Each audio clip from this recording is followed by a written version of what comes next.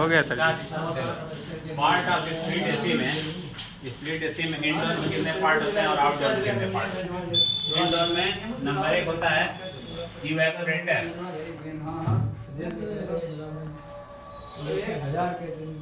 Evaporator. Number 2 blower, fan blower, जो कि room में हवा देता है, ठीक है। उसके बाद ब्लोअर को चलाने के लिए एक मोटर लगा होता है जिसको ब्लोअर मोटर कहते हैं। ब्लोअर मोटर, ठीक है ना, ब्लोअर मोटर। उसके बाद नंबर 4 स्विंग मोटर, जो हवा को दाएं बाएं या ऊपर नीचे करता है, ठीक है।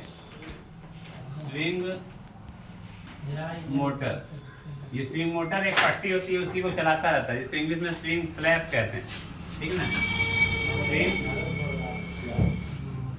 स्विंग फ्लैप, ठीक है। अब एसी चलती है तो एसी वातावरण से नमी को खींच के कुछ पानी बनाती है, तो पानी बाहर निकलने के लिए एक फैन होता है, फैन में जुटता है पानी और फिर उसके जरिए से बाहर होता है, तो उसको बोलते हैं ड्रेन फैन।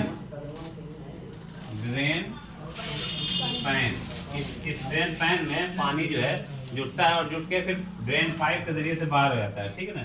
तो 7वां नंबर है ड्रेन पाइप।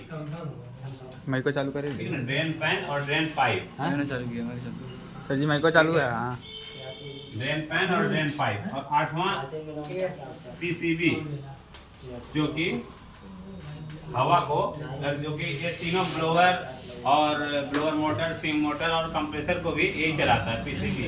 ये इसको बोलते हैं प्रिंटेड सर्किट बोर्ड, प्रिंटेड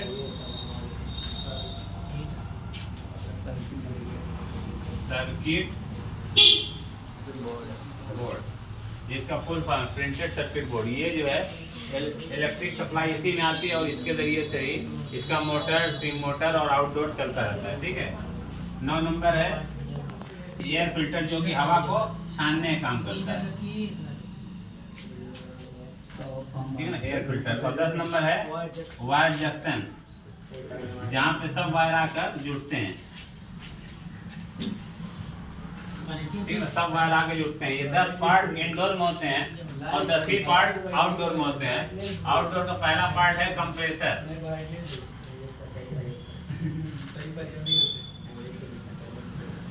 ठीक है ना। पहला पार्ट कंप्रेसर है, जो कि गैस को कंप्रेस करके कंडेंसर में भेजता है, ठीक है ना। तो दूसरा पार्ट हो गया कंडेंसर। उसके बाद फिल्टर या ड्रायर, फिल्टर या ड्रायर उसको बोलते हैं, ठीक है ना। यहाँ से फिर गैस छनती है, छनने के बाद कहाँ जाती है, कैपिलरी में।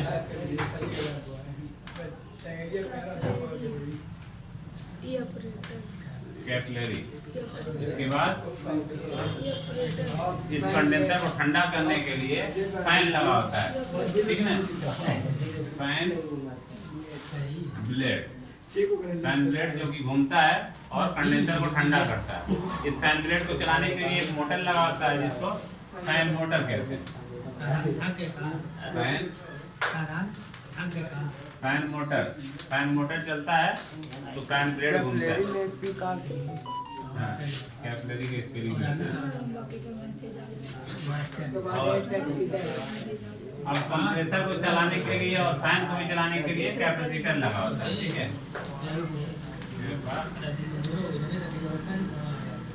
कैपेसिटर।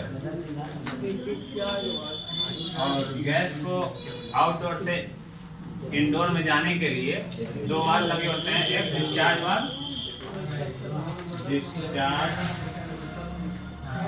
वाल्व, और 9 number suction valve, suction valve. और 10 नंबर वायर जंक्शन, जो कि इंडोर से आए हुए सब वायर इसी में आके जुड़ते हैं और जुड़ के फिर आउटडोर के हर पार्टों में जाते हैं।